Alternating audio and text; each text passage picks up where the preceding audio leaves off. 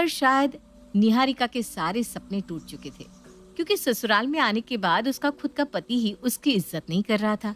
ऐसे ही एक दिन, अनुज मैंने आपके कपड़े निकाल दिए हैं और इस्त्री करके भी रख दिए हैं, आप यही पहनना। तुम्हें क्या लगता है शादी के बाद तुम मुझे अपनी उंगलियों पर नचाओगी? अब तुम जो बोलोगी वही कपड़े मैं पहनूंगा क्या? देखो तुम ना मुझे मत सिखाओ कि मुझे कौन से कपड़े ऑफिस पहनकर जाने चाहिए और कौन से नहीं। पर आप ही ने तो बताया था शादी से पहले कि हफ्ते में 3 दिन आपको ऑफिशियल ड्रेस कैरी करनी होती है। वो शादी से पहले बताया था, अब हमारी शादी हो चुकी है, समय गुजर चुका है, ऑफिस के नियम बदल गए हैं और मैं भी। और कुछ? इतना बोलकर अनुज बिना किसी बात के निहारिका पर नाराज होकर वहां से चला जाता है। पर बेचारी निहारिका एक शब्द नहीं कहती। अब खाने की टेबल पर निहारिका उसे खाना निकाल कर देती है, पर अनुज निहारिका का निकाला हुआ खाना भी नहीं खाता और सबके सामने अपनी माँ से कहता है, माँ मुझे ऑफिस के लिए लेट हो रहा है और आप अपने घर के कामों में व्यस्त है। आपको पता है ना कि मैं सिर्फ आपके हाथों का निकाला हुआ खाना ही खाता हूँ। भैया माँ भाभी को इसीलिए लेकर आई हैं ताकि आपकी और इस घर की जिम्मेदारी भाभी संभाले। आपका बस चले तो आप सारी जिंदगी माँ से ही काम करवाओगे। भाभी ने निकाल कर दिया है ना खाना, क्यों नहीं खा सकती? देख रही हो माँ इसकी जुबान कितनी ज्यादा चल रही है। मेरी शादी से पहले आपको इसकी शादी करवा देनी चाहिए थी। अरे बस करो, तुम दोनों सुबह सुबह लड़ना शुरू कर देते हो और तेरे नखरे तो मेरी समझ में ही नहीं आते। रुक जा, निकाल रही हूँ खाना, पता नहीं कब बहू के हाथ से खाएगा। अरे सारी जिंदगी में तेरी सेवा नहीं करने वाली, आखिर तेरी शादी क्यों करवाई हमने? अब आशा सुबह सुबह अनुज को ज्ञान देने लगती है। अनुज का गुस्सा धीरे धीरे बढ़ता जा रहा था और वो बिना कुछ खाए खाने पर सूट जाता है और चुपचाप ऑफिस चला जाता है। अनुज का ये रवैया देखकर सभी घर वाले बड़े हैरान होते हैं और आशा निहारिका से कहती है, अब इस लड़के को क्या हो गया सुबह सुबह, इसका तो मुझे समझ में ही नहीं आता। निहारिका बहू, तुम दोनों के बीच में सब ठीक तो है ना? कोई लड़ाई वड़ाई तो नहीं हुई? नहीं माँ जी, हमारे बीच कोई लड़ाई नहीं हुई, सब ठीक है।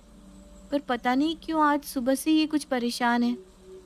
अगर भैया परेशान है भाभी, तो भैया का ख्याल रखो ना, जानने की कोशिश करो आखिर भैया क्यों परेशान है। बहुत बोलती है नीति, तू जा अपने कमरे में जा।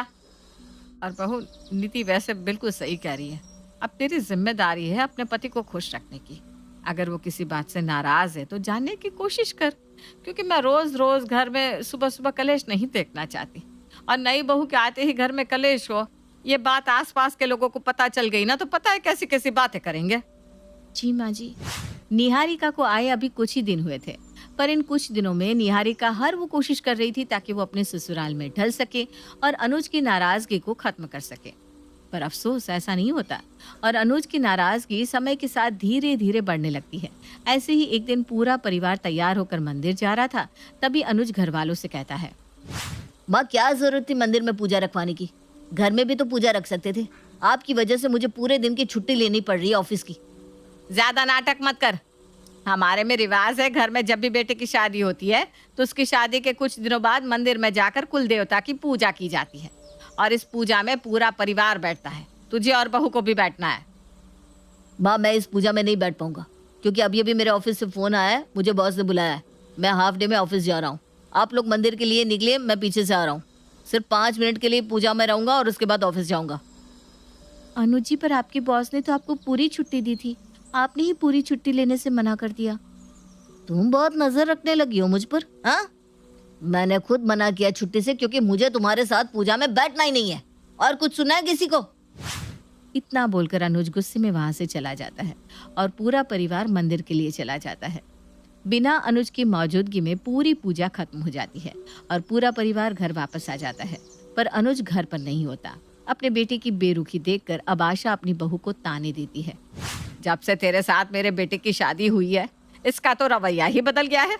जरूर तेरे घर वालों ने कुछ कहा होगा मेरे बेटे को।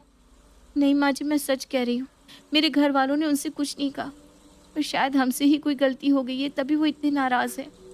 देख बहू, मैं कुछ नहीं जानती, मुझे मेरे घर में शांति चाहिए। कुछ भी करके मेरे बेटे की नाराजगी खत्म कर। आशा अपने बेटे को कुछ ना बोलकर उल्टा निहारिका को ही खरी खोटी सुनाकर चली जाती है।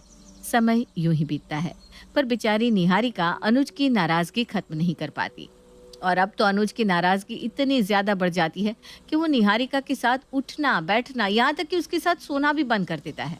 ऐसी ही एक रात अनुज अपना बिस्तर लेकर कमरे से बाहर जाने लगता है। इस पर निहारिका अनुज से कहती है, अनुज जी, आप बिस्तर लेकर बाहर क्यों जा रहे हैं? सभी घर वालों को पता है कि हम दोनों के बीच कुछ ठीक नहीं चल रहा। अगर आप इस तरह से कमरे से बाहर सोएंगे तो सबको लगेगा कि मैंने ही कुछ किया है। जिसको जो सोचना है सोचने दो, मुझे कोई फर्क नहीं पड़ता, पर मैं अब तुम्हारे साथ नहीं सो सकता। तुम्हारी शक्ल से चिढ़ होने लगी है मुझे। इतना बोलकर अनुज अपना बिस्तर लेकर बाहर हॉल में सोने के लिए चला जाता है। अनुज निहारिका पर जरा भी ध्यान नहीं देता था। उसको जरा भी फर्क नहीं पड़ता था कि निहारिका के दिल पर क्या बीत रही है। पर कहीं ना कहीं अब आशा को अपनी गलती का एहसास होने लगता है। वो देखती है कि उसकी बहू और बेटे के बीच की दरार बढ़ती जा रही है, जिसके बाद वो अपना राज और नहीं छुपा पाती। और एक दिन जब छोटी सी गलती पर अनुज निहारिका पर हाथ उठाने लगता है तो आशा अपने बेटे का हाथ पकड़ लेती है। अनुज बेटा, तू ये सही नहीं कर रहा है। निहारिका बहू की कोई गलती नहीं है, तुझे कुछ नहीं पता। माँ, मुझे कुछ नहीं पता। आपने इसे सर पर चढ़ा रखा है और इसके घर वाले आपकी जरा भी कदर नहीं करते। वो तो अच्छा हुआ जो उस दिन मैंने इसके घर वालों की बातें सुन ली। कितना बुरा बोल रहे थे वो लोग आपके बारे में, आपको पता है? नहीं बेटा, शादी के बाद बुरा तेरे ससुराल वालों ने हमसे नहीं, बल्कि हमने तेरे ससुराल वालों से कहा।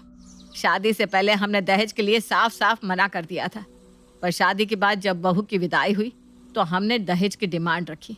और जब तेरे ससुराल वालों ने दहेज देने से मना कर दिया तो हमने उन्हें दहेज के लिए ताने दिए, खरी खोटी सुनाई। और उस दिन मैंने तुझे जो बताया वो सब झूठ कहा था, ताकि ये किस्सा वहीं पर खत्म हो जाए। पर मुझे नहीं पता था कि मेरे एक झूठ की वजह से मेरे बेटे और बहू के रिश्ते में दरार आ जाएगी।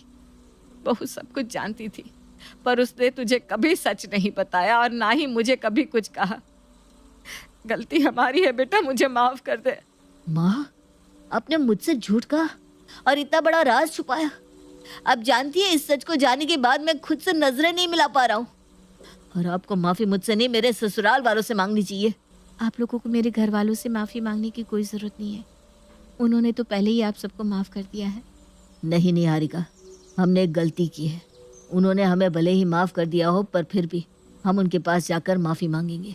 और सबसे पहले तो तुम मुझे माफ़ कर दो। मैंने तुम्हारे साथ बहुत गलत किया है। हाँ बहू, अनुज बिल्कुल सही कह रहा है।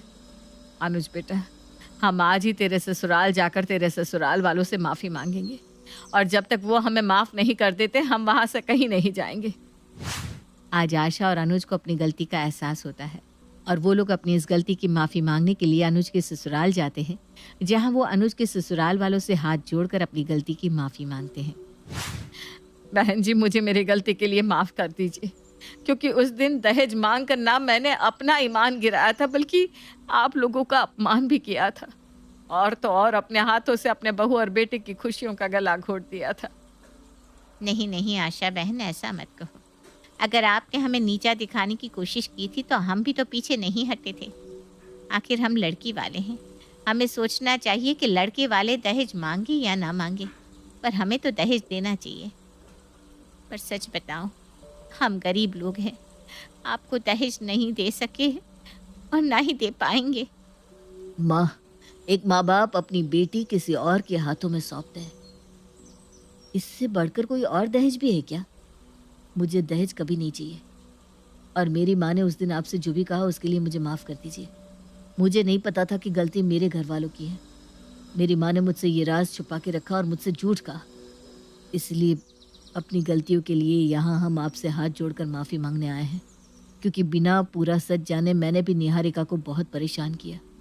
आपने विश्वास करके अपनी बेटी का हाथ मेरे हाथ में दिया और मैंने आपका विश्वास तोड़ दिया। दामाद जी, माफ़ी मांगकर हमें छोटा मत कीजिए। और वैसे भी सुबह का भूला अगर शाम को घर आ जाए तो उसे भूला नहीं कहते। इस तरह से अनुज के ससुराल वाले भी